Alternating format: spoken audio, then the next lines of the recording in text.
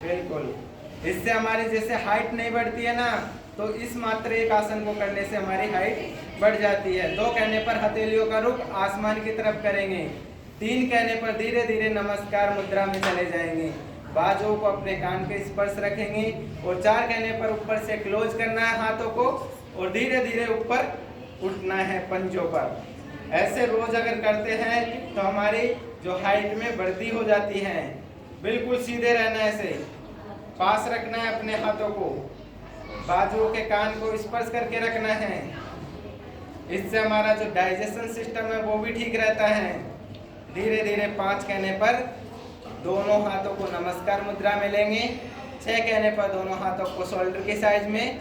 6 कहने पर दोनों हाथों की हथेलियों को धरती की साइड। 7 कहने पर धीरे धीरे हाथों को थाइस के पास आराम से रिलैक्स कर देना है। यहीं से हम करेंगे आज वृक्षासन। वृक्षासन का नाम सुना है? नहीं, वृक्ष बोलते हैं, जैसे वृक्ष देखा होगा ना, पेड़, तो पेड़ की तरह हम उसकी भांति बनेंगे, उसकी भांति ही हम मुद्रा बनाएंगे। जैसे वो एक पेड़ यानी एक तने पर कैसे ऊपर कितना बड़ा होता है, एक तने पर रहता है, वैसे ही हम एक पेड़ पर खड़े हो जाएंगे आज, है ना। अपने एक कहने पर राइट पैर को ऊपर उठाना है और अपने श्रोणी भाग बिल्कुल ऐसे रखना है। कोशिश करना है यहाँ तक रखना है, ठीक है। अब ये आसन हम करते हैं तो हम सर्वप्रथम जैसे वार्म अप किया था ना हमने, उसको वार्म अप को अगर अच्छे से करते हैं तो हमारे आसन अच्छे से हो जाते हैं। 2 कहने पर दोनों हाथों को साइड में रखेंगे। 3 कहने पर हाथों का रुख आसमान की तरफ और धीरे धीरे 4 कहने पर नमस्कार मुद्रा में होल्ड करके रखना है 10 सेकेंड। कोशिश करना है किसी का पैर नीचे ना आए, होल्ड करके रखना है 10 सेकेंड। इससे हमारी जो बौद्धिक क्षमता है वो बढ़ेगी। होल्ड करके रखना है 1 2 3। किसी एक बिंदु को आप देखते रहना है तो हमारा नियंत्रण बन पाएगा अपने शरीर पर। लेग कौन सा है सर? 5 6 7 8 9 10। वापिस 5 कहने पर दोनों हाथों को शोल्डर की साइड में। 6 7 और 8। यही क्रिया हम दूसरी साइड करेंगे। अपने लेफ्ट पैर को उठाएंगे। 1 कहने पर अपना जो बायां पैर है उसको उठाना है, पकड़ो नहीं किसी को।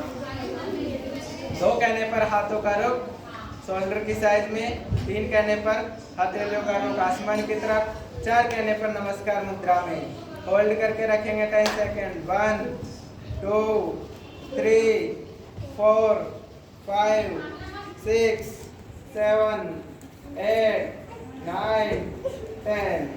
5 6 7 8। अगर हम रोज करते हैं तो हमारा पूरा शरीर पर बैलेंस बना रहेगा।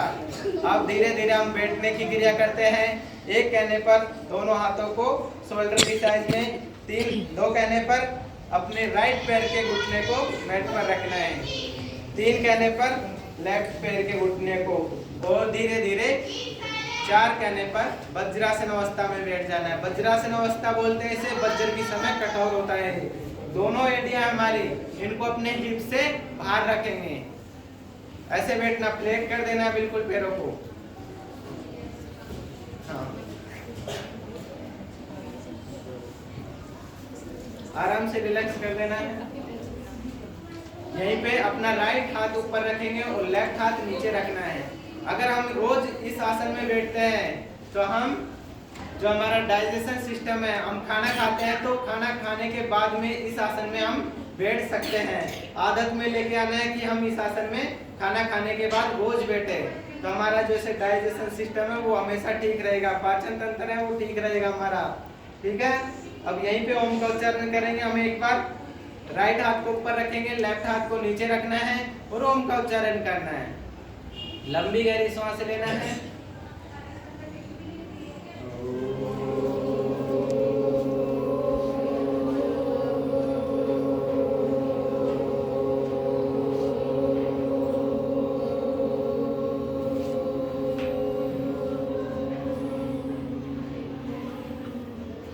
धीरे धीरे विश्राम ले लेना है।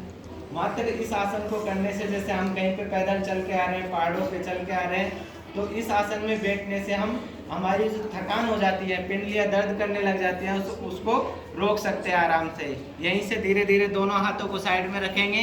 पैरों को साइड में होते हुए निकाल लेंगे बाहर। ऐसे बैठ जाना है आराम से, पैरों को साइड में बिल्कुल सामने रखना है। बैठ गए सब। अब लगाएंगे हम पद्मासन। पद्मासन का नाम सुना है?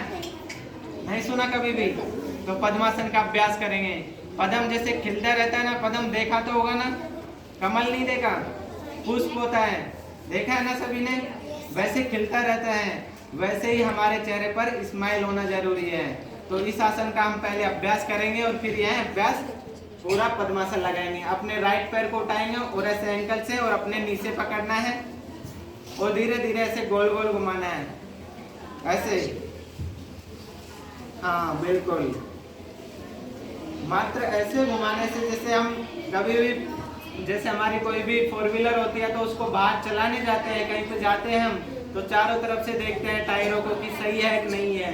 तो जैसे ही हमारा शरीर है तो बिल्कुल चलने के लिए क्या होना चाहिए? पैर बिल्कुल सलामत होना चाहिए। अगर पैर सही है तो हम कहीं पे भी जा पहुंच सकते हैं। तो इसके माध्यम से, ऐसे अभ्यास से हम पैरों को सुरक्षित रख सकते हैं। धीरे धीरे वापस विश्राम देना है, दूसरे पैर को उठाएंगे और ऐसे ही एंकल से और नीचे पकड़ के ऐसे गोल गोल घुमाएंगे। ऐसा मात्र करने से हमारा जो हिप्स हैं उनकी मालिश होती रहेगी। कमर को सीधा रखना है बिल्कुल। हाँ, वापिस धीरे धीरे रिलैक्स कर देना है। अब राइट पैर को उठाएंगे और अपने बाईं थाई पे रखना है ऐसे। राइट पैर को उठा के बाईं थाई पे रख देना है और बाएं पैर को उठाकर अपने राइट थाई पे रख देना है बिल्कुल। ये हो गया पद्मासन। क्या नाम है इसका? पद्मासन। सोचो अभी से अगर नहीं लग रहा है आपसे तो कितनी अकड़न जकड़न है अपने पैरों में, है ना? बाद में वृद्ध अवस्था में बहुत तकलीफ होगी, इसलिए अभी से अभ्यास कर लीजिए। दोनों हाथों को ज्ञान मुद्रा में रखेंगे, ऐसे ज्ञान मुद्रा में रखना है।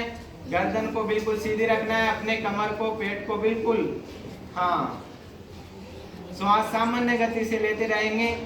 सर्वश्रेष्ठ आसन माना गया ध्यान। अगर हम कोई भी प्रेयर करते हैं सुबह सुबह, है ना, तो इस आसन में बैठा करो आप, ठीक है ना?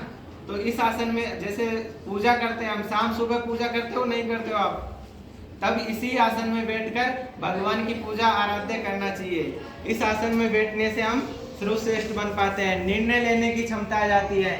जैसे हम पढ़ते रहते हैं और आलस्य आ जाता है ना, नींद आने लग जाती है, आलस्य आने लग जाते हैं, तो हम इस आसन में अगर बैठकर पढ़ते हैं तो कभी भी निद्रा नहीं आएगी आपको, बिल्कुल अच्छे से पढ़ पाओगे। अच्छा